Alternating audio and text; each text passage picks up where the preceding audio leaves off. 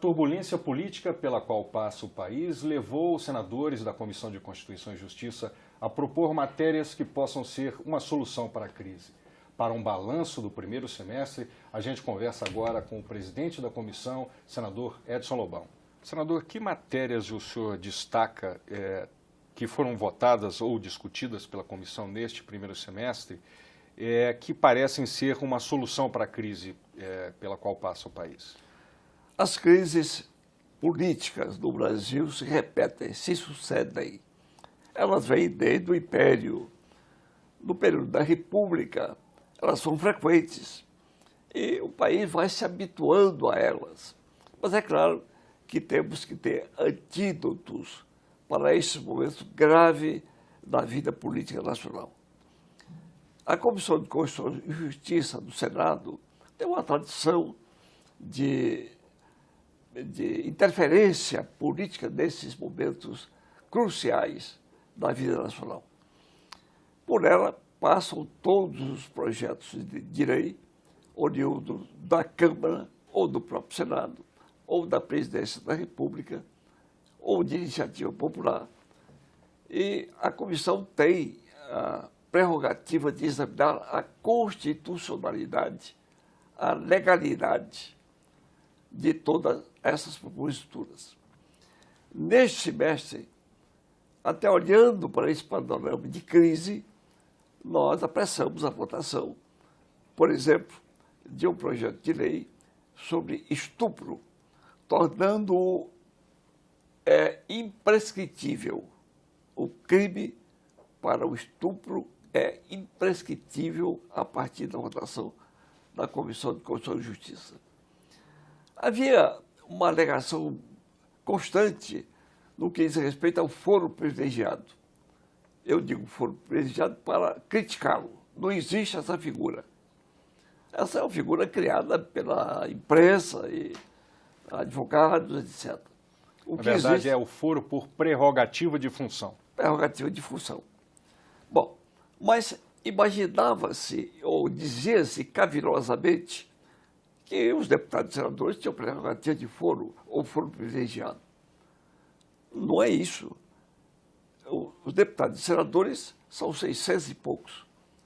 Acontece que 54 mil agentes públicos do Brasil eram assistidos pela prerrogativa de foro. Muito bem, mas se é esta a grande reivindicação, até da imprensa e do povo, votamos em regime de urgência um projeto extinguindo a prerrogativa de foro para todos. Nós mantivemos apenas para o presidente da República, para o vice-presidente da República, o presidente do Senado, o presidente da Câmara e o presidente do Supremo. Todos os demais passarão a ser julgados por um juiz comum, inclusive os ministros do Supremo Tribunal Federal serão julgados por um juiz singular. Lembrando ao telespectador que esta proposta, inclusive, já passou pelo plenário e agora está na Câmara dos Deputados. Na Câmara dos Deputados. Outra proposta que foi uma tentativa de uma resposta, tentativa de dar uma resposta à crise, é a PEC das diretas já, estabelecendo que em caso de vacância dos cargos de presidente e vice, a eleição será direta até o terceiro ano do mandato. Atualmente é no segundo ano, né? Até o segundo ano. Essa proposta também está no plenário. O senhor acha que ela é também uma solução para a crise? Não sei se nesta crise, mas em futuras crises, enfim, no futuro. É pelo menos uma aspiração popular realizar a eleição direta, como se a eleição direta fosse uma coisa simples de se fazer no Brasil, é simples de se fazer em Portugal, na Espanha, na França. Faz-se uma eleição direta, onde há um parlamentarismo com extrema facilidade. No Brasil nós não temos esta tradição. Mas o que a Constituição diz hoje é que, em casos como esse que você menciona, a eleição será indireta pelo Congresso Nacional. Ou seja, no final do mandato do presidente da República, se não há sucessor para ele, se não há um vice-presidente, realiza-se uma eleição indireta. Pois bem, votamos uma nova emenda constitucional, transformando-a em direta. é uma reivindicação popular, fizemos. A Comissão de Justiça, portanto, está cumprindo o seu papel. Votamos também a questão da responsabilidade, o crime de responsabilidade. O abuso de autoridade que define Que é os o crimes. abuso que decorre do abuso de autoridade.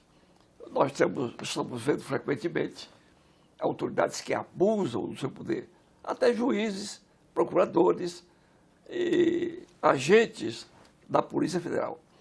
Então, nenhum cidadão brasileiro está imune, já se disse isso tantas vezes, à lei.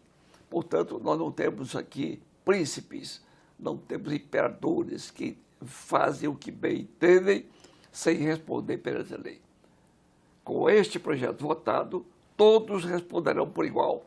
O presidente da República, que já está respondendo, os senadores, os deputados, os governadores, os juízes, procuradores, todos têm que responder por abuso de autoridade. E foi um momento de um grande acordo, apesar dos debates acalorados, nesse projeto aí houve um grande acordo que permitiu a aprovação por unanimidade, não foi? Na vida pública, na política, tem isto. Realizam-se os acordos. Acordos em benefício da sociedade brasileira. Nós fizemos um acordo exatamente dessa direção. Tanto políticos do governo, da base do governo, quanto da oposição, se entenderam e realizamos uma votação pacífica, porque esse correspondia ao pensamento de todos. A reforma trabalhista, que tem sido objeto de debates acalorados, também foi um tema que passou na Comissão de Constituição e Justiça. Como é que o senhor avalia essa proposta? Esta é uma lei que vem da época da ditadura do Getúlio Vargas. Ele fez uma coisa boa, que foi a legislação trabalhista, que não havia, à época, de proteção aos trabalhadores, o que é uma coisa muito justa. Os trabalhadores precisam ter um certo grau de proteção. Mas essa lei, que vem de 1943, tem sido sucessivamente alterada, tornando-se uma coxa de retalho, muitas vezes criando dificuldades para o próprio juiz decidir. O que houve agora? O presidente da República enviou à Câmara uma mensagem contendo 7 artigos de alteração da lei trabalhista. A Câmara mexeu nesse projeto de lei, acrescentou outros, modificou aqueles e enviou para o Senado. Aqui no Senado, na Comissão de Constituição e Justiça, realizamos inúmeras audiências públicas, o que já tinha sido feito na Comissão de Assuntos Sociais e na Comissão de Assuntos Econômicos. Cerca de 100 audiências públicas. Alguém haverá de perguntar, mas por que tanto? Para que se tivesse exatamente uma ideia nítida do interesse nacional. E o interesse nacional não diz respeito apenas a um lado da questão, mas ao outro também. Esta relação capital-trabalho tem que funcionar em equilíbrio, porque se você pesa na balança muito para o capital, desatende o trabalhador. Se entrega tudo ao trabalhador, quebra o empresário e desaparece o emprego. Então, nós tivemos que navegar nesse mar meio revolto para encontrar um texto que fosse capaz de corresponder às grandes necessidades do país. Pois bem, votado no Congresso Nacional, o presidente da República terá que tomar a sua decisão. É o que se fez com a reforma trabalhista, que é muito importante. Para o próximo semestre, senador, que prioridades o senhor vai ter lá na comissão? Bem, os trabalhos da comissão no primeiro semestre foram fecundos. Nós tivemos uma votação de cerca de 219 projetos, projetos de emenda constitucional, lei complementar, leis ordinárias.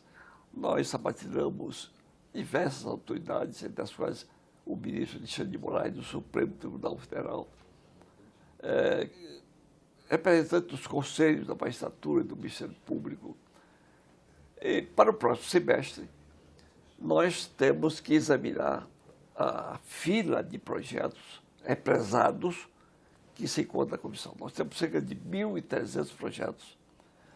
Mandei fazer uma seleção daqueles que, ao nosso juízo, são mais importantes, já que não podemos julgar todos de uma só vez.